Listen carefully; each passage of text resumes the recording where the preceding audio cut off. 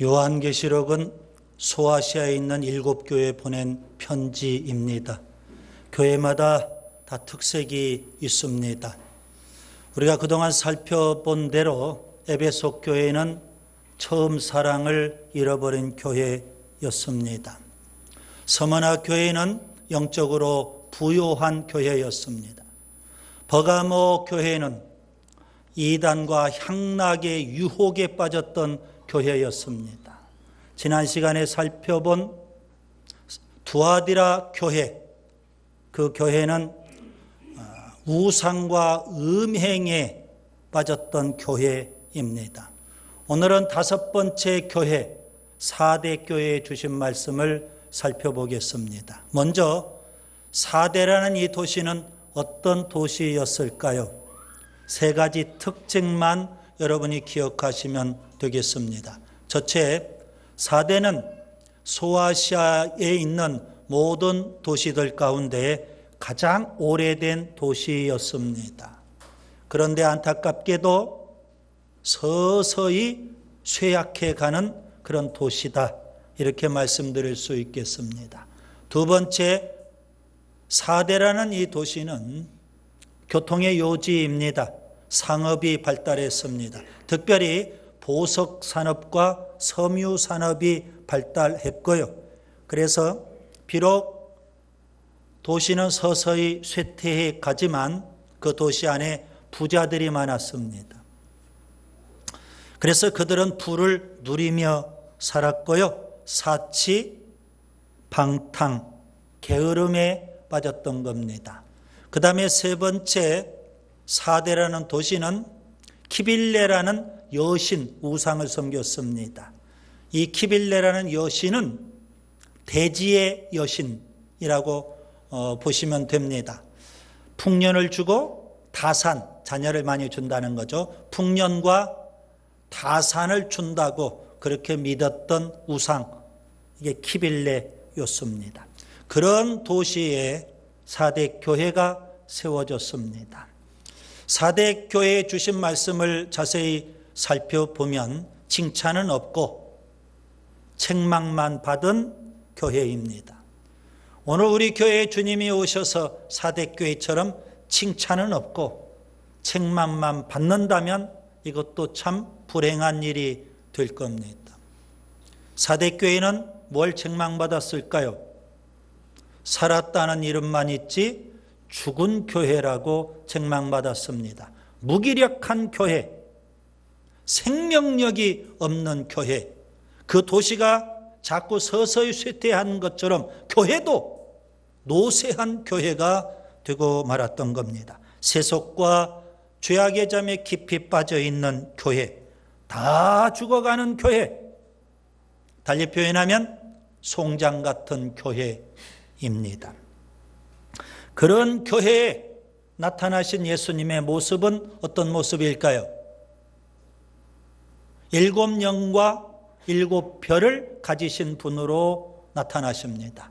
여기 7영은 성령을 가리키고요, 7별은 7교회의 사자입니다. 송장처럼 다 죽어가는, 아직 송장은 아니에요, 송장 같은 교회지만 그래도 주님은 7영, 성령을 갖고 오시고 그 교회의 사자를 지금 붙들고 계시는 겁니다. 그 예수님께서는 4대 교회에 무슨 말씀을 주셨을까요? 본문을 분석해 보면 3가지 말씀을 주셨습니다. 첫째, 예수님은 4대 교회를 책망하십니다. 본문 1절을 보겠습니다. 살았다는 이름만 있지 죽은 교회입니다. 방금 말씀드린 대로 송장 같은 교회, 시체 같은 교회입니다. 4대 교회를 예수님께서 평가하실 때, 아니면 의사라고 비유를 하면 4대 교회를 예수님이 진단하실 때 아직 숨은 깔딱거리지만 죽었네요, 죽은 거나 다름없네요, 주님이 그렇게 지금 진단하고 계시는 겁니다. 그런데 그 표현을 좀 음미해 보셔야 되겠습니다. 살았다는 이름은 가졌으나 죽은 자로다. 왜 이렇게 모호하게 표현하셨을까요? 여러분, 살아있으면 살아있는 거고 죽었으면 죽어있는 겁니다. 그런데 이름은 살아있는데 죽었다. 왜 이렇게 모호하게 주님은 표현하셨을까요? 선뜻 이해가 잘 안 되지만 4대 지역의 문화를 우리가 그 배경을 좀 안다면 이 표현의 의미를 쉽게 이해할 수 있을 겁니다. 4대라는 이 도시에는 독특한 형벌 문화가 있었습니다. 예를 들면 아주 흉악범이 있어요. 사형을 시켜야 되겠어요. 어떻게 사형을 시켰느냐? 4대 지역에서는 이런 형벌 제도가 있습니다. 흉악범을 시체와 확 묶어가지고 죽게 만드는 그런 사형 제도입니다. 그 흉악범이 배가 굶주리겠죠. 그러다 보면 끝내 시체를 혀로 핥게 될 겁니다. 죽음의 독이 서서히 들어와서 죽어가는 끔찍한 형벌입니다. 사람들이 볼 때 그 흉악범은 살아있지만 살아있는 게 아니에요. 한편으로 보면 흉악범이지만 또 다른 편으로 보면 시체예요. 4대 교회가 그렇다는 겁니다. 죽음의 독이 쫙 퍼져 있는 그런 교회입니다. 사사기 13장부터 16장은 여러분이 잘 아시는 삼손 이야기입니다. 삼손이라는 아주 유명한 사사가 있었죠. 그는 성령을 받습니다. 성령의 능력을 힘입습니다. 아주 용사입니다. 어느 누구도 삼손을 대항할 자가 없습니다. 그는 맨손으로 사자를 때려잡았습니다. 그는 나귀 턱뼈로 원수인 블렛 사람 1000명을 쳐서 죽이기까지 합니다. 대단한 용사였습니다. 그런 그가 이스라엘을 20년 동안 블레셋에서 지켰습니다. 그런데 어느 날 들릴라의 유혹에 푹 빠져버렸습니다. 블레셋 여인 들릴라의 유혹에 빠져버렸습니다. 결국 그는 나실인이에요. 머리털을 깎으면 안 되는데 들릴라의 유혹에 빠져서 들릴라가 머리털을 깎아버렸습니다. 그 순간 힘이 다 빠져버렸고요. 그는 블레셋의 비참한 노예로 전락하고 말았던 겁니다. 더 비참한 건 뭘까요? 그가 노예가 되고 두 눈이 뽑히고 이런 것도 비참하지만 정말 비참한 건 뭘까요? 하나님이 그에게서 떠나버렸는데 그는 하나님이 떠났다는 사실도 모르고 있었던 겁니다. 그는 살았지만 살아있는 게 아닙니다. 4대 교회가 그랬습니다. 살아있지만 살아있는 게 아니었습니다. 오늘 우리 시대의 많은 교회들이 4대 교회처럼 죽어가고 있습니다. 유럽 교회는 이미 다 죽었다고 사람들이 말하지 않습니까? 한국 교회도 예는 아닌 것 같습니다. 4대 교회에 나타나신 예수님의 모습은 어떤 모습일까요? 서두에도 말씀드린 대로 7영을 가지시고 7별을 붙잡으신 예수님입니다. 왜 7영을 가지신 분으로 4대 교회에 나타나셨을까요? 다 죽어가는 교회, 송장 같은 교회, 영적 침체에 푹 빠져버린 교회, 회생이 불가능한 교회 같은 그런 4대 교회, 살리는 길은 오직 성령밖에 없다는 겁니다. 그래서 7영을 가지신 분으로 주님이 지금 4대 교회에 오셨습니다. 옥하는 목사님을 여러분이 잘 아실 겁니다. 그분이 2007년 5월 9일 교회 갱신협의회의 소식지인 소리라는 소식지에 그가 글을 하나 썼습니다. 글의 제목은 4대 교회가 주는 메시지였습니다. 그는 그 글 속에 이렇게 한국 교회를 진단합니다. 한국 교회는 너무 세속화되었고 회개할 능력을 잃어버렸다는, 회개할 능력을 잃어버린 한국 교회가 회복되려면 성령의 역사가 필요하다. 10년 전에 이미 그렇게 진단을 하고 일가를 했습니다. 성령은 어떤 분이실까요? 로마서 8장 2절에 보니까 생명의 성령이라고 했습니다. 성령님은 우리에게 생명을 주시는 분입니다. 우리를 하여금 사망에서 해방시켜 주시는 분이 성령님이십니다. 사대교회는 성령의 역사가 다 사라져 버렸어요. 시름시름 죽어가고 있는 겁니다. 여러분, 교회를 살리는 길은 성령밖에 없습니다. 그리스도인을 살리는 길은 성령밖에 없습니다. 오늘 본문을 자세히 보세요. 이런 표현이 있죠. 살았다 하는 이름. 여러분, 그 이름이 우리에게 생명을 주는 거 아니지 않습니까? 오늘 본문을 자세히 보세요. 예수님은 내 행위를 아노니, 행위가, 종교적인 행위가 우리에게 생명을 주는 건 아니지 않습니까? 직분이 우리에게 생명을 줍니까? 경건의 모양이 우리에게 생명을 주는 것입니까? 사람들만 많이 모였다고 해서 살아있는 교회입니까? 성령이 역사해야 되고요. 성령으로 충만한 그리스도인, 성령으로 충만한 교회가 살아있는 줄 믿습니다. 그 다음에 두 번째, 예수님은 사대 교회를 권면하십니다. 본문 2절부터 3절을 보겠습니다. 예수님은 사대 교회를 향해서 영적 각성을 촉구하셨습니다. 본문 2절에 일깨라 그렇게 말씀하고 계십니다.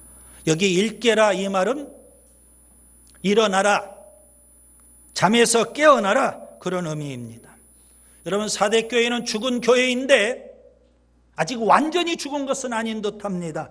주님이 이렇게 말씀하십니다. 그 남은 바 죽게 된 것을 굳건하게 하라. 여기에 소망이 있습니다.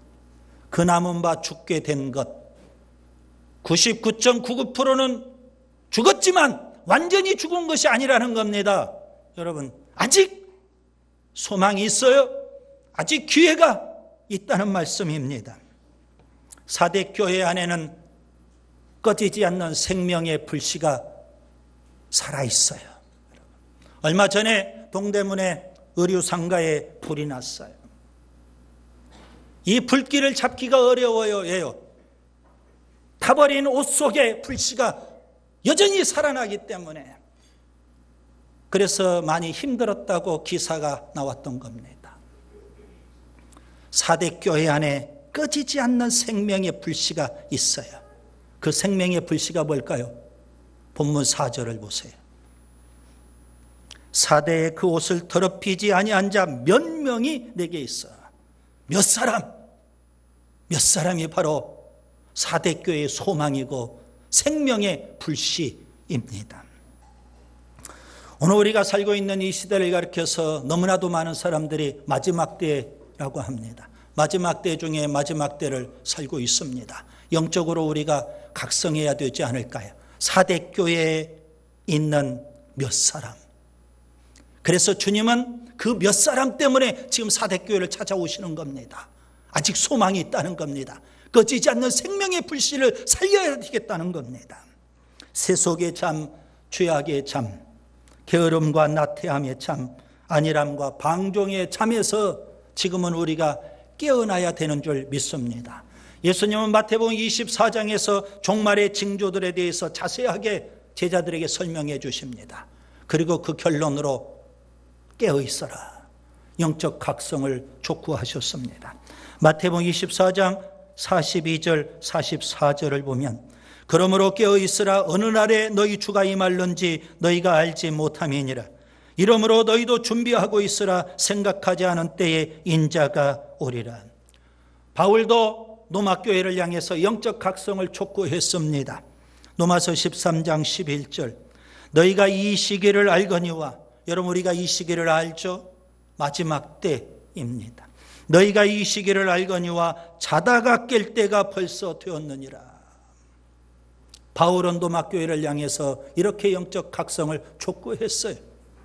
데살로니가 교회는 재림, 종말에 대해서 깊은 관심이 있었던 그런 교회입니다. 그래서 바울은 그 교회에 종말에 대해서, 재림에 대해서 많은 교훈들, 진리를 전해 주었습니다. 특별히 바울이 이렇게 표현하죠. 깨어 있어야 된다는 겁니다. 깨어 있지 못하면 주의 날이 도둑처럼 임할 거라는 거예요. 그러나 우리가 깨어 있다면 결코 주의 날이 도적처럼 임하지는 않을 거라는 겁니다. 데살로니가전서 5장 6절을 보면, 우리는 다른 이들과 같이 자지 말고 오직 깨어 정신을 차릴지니라. 예수님은 사대교회 영적 각성을 위해서 구체적으로 세 가지 방법을 말씀해 주셨습니다. 그 세 가지 방법이 뭘까요? 첫째, 생각하라. 따라서 합시다. 생각하자. 둘째, 지키라. 따라서 합니다. 지키자. 셋째, 회개하라. 따라서 합니다. 회개하라. 먼저 어떻게 받았으며 어떻게 들었는지 곰곰이 생각해 보라는 겁니다. 내가 맨 처음 어떻게 은혜를 받았는지, 내가 어떻게 성령을 받았는지, 맨 처음 내가 어떻게 직분을 받았는지 곰곰이 생각해 봐야 돼요.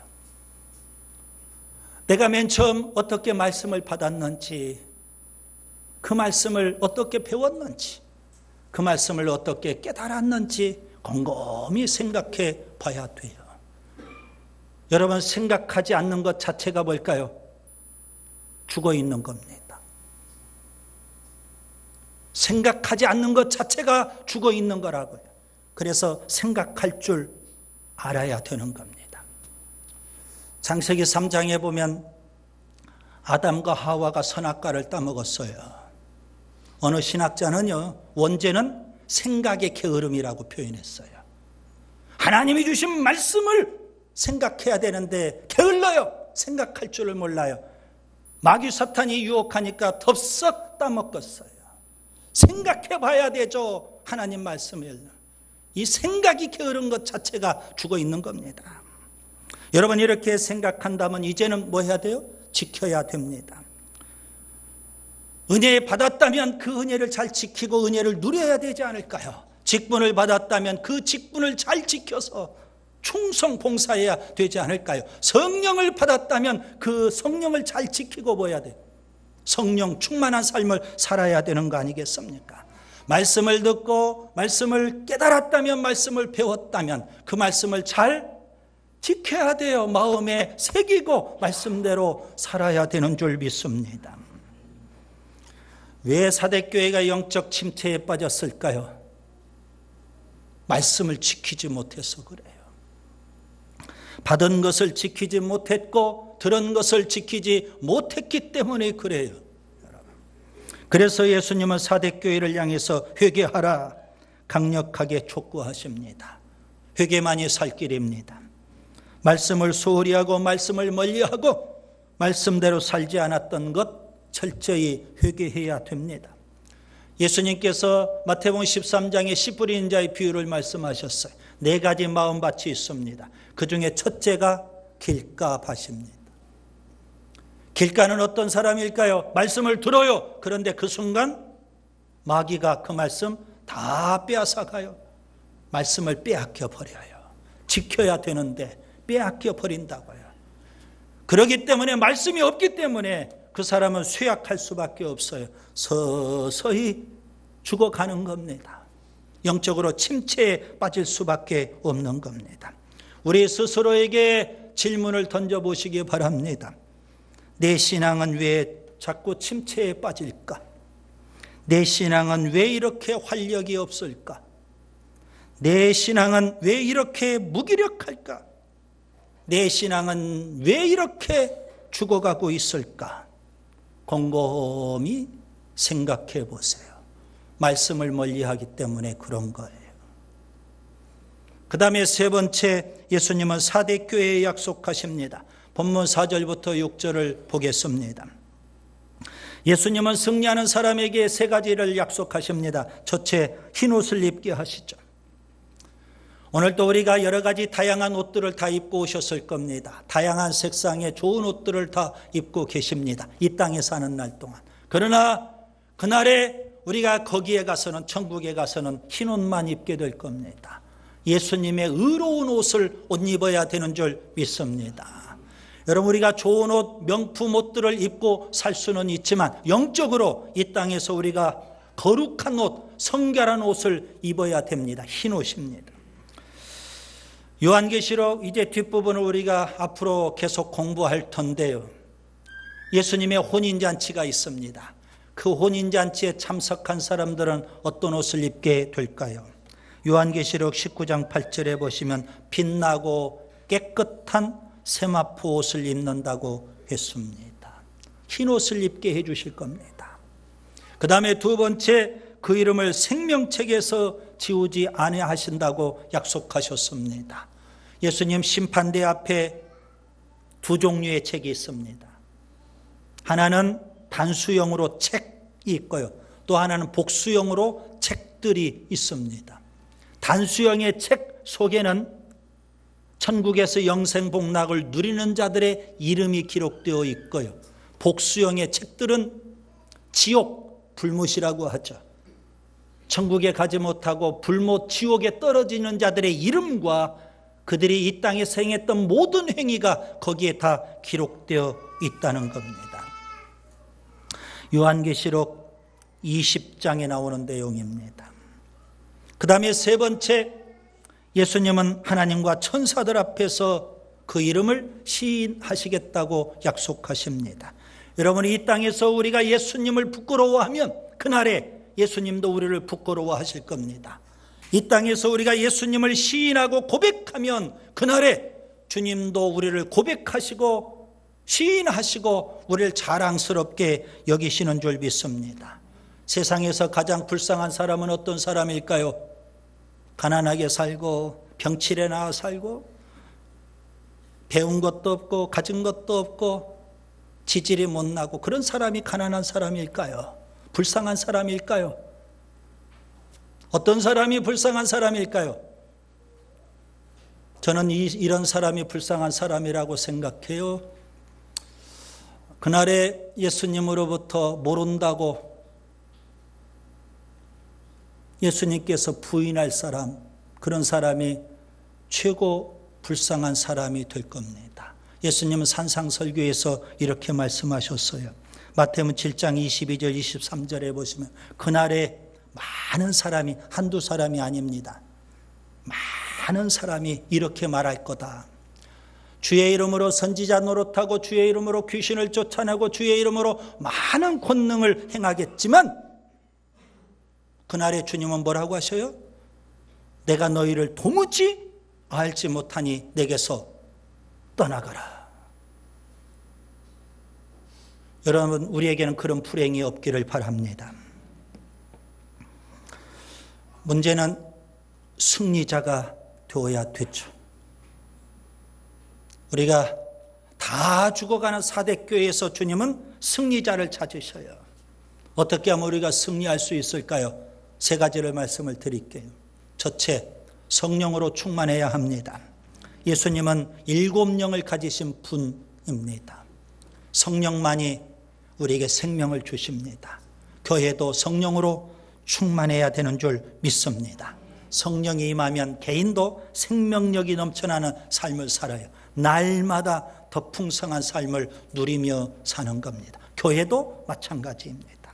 두 번째, 말씀으로 무장해야 됩니다. 예수님은 7뼈를 가지신 분입니다. 7뼈는 교회의 사자죠. 다 죽어가는 교회지만 여전히 예수님은 그 교회의 사자를 붙들고 계셔요. 왜요? 그를 통해서 하나님 말씀이 전해져야 되고요. 성령님이 그를 통해서 말씀하시기 때문에 그래요. 그래서 오늘 본문 마지막에 보시면 성령이 교회에 하시는 말씀을 들어라 말씀하고 있는 겁니다. 주님은 지금도 성령님을 통해서 주의 종을 통해서 말씀해 주셔요.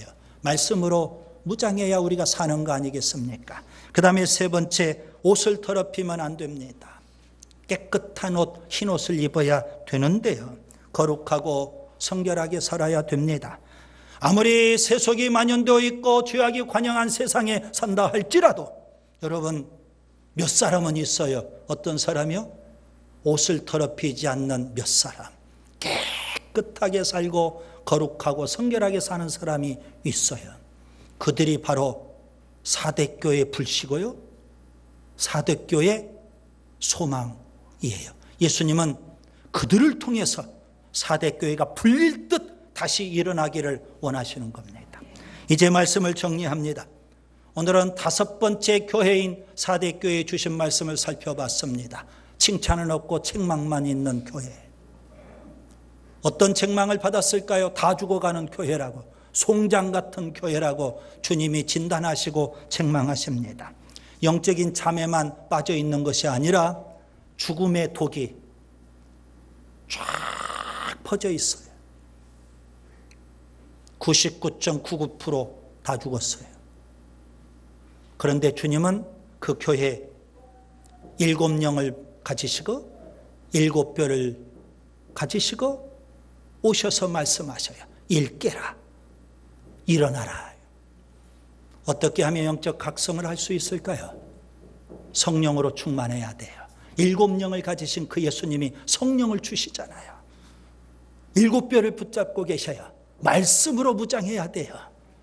강단을 통해서, 사자를 통해서 성령님이 하시는 말씀을 들어야 돼요. 주님은 왜 사대교회를 찾아오셨어요? 아직 죽지 않았거든요. 몇 사람이 있어요. 거기에 소망이 있거든요. 생명의 불씨가 아직 살아있어요. 흰옷을 입어야 돼요. 거룩하고 성결하게 살아야 돼요. 시름시름 죽어가는 교회, 죽음의 독이 쫙 퍼져 있는 교회, 어둠이 짙게 깔린 교회, 사대교회예요. 주님은 꿈꾸고 계셔요. 작은 불씨지만 그 불씨를 통해서 불릴 듯 생명이 막 일어나는 교회. 오늘 우리 교회가 성령으로, 말씀으로, 여러분, 그리고 성결한 삶을 통해서 생명이 약동하는 그런 살아있는 교회가 될 수 있기를 바랍니다.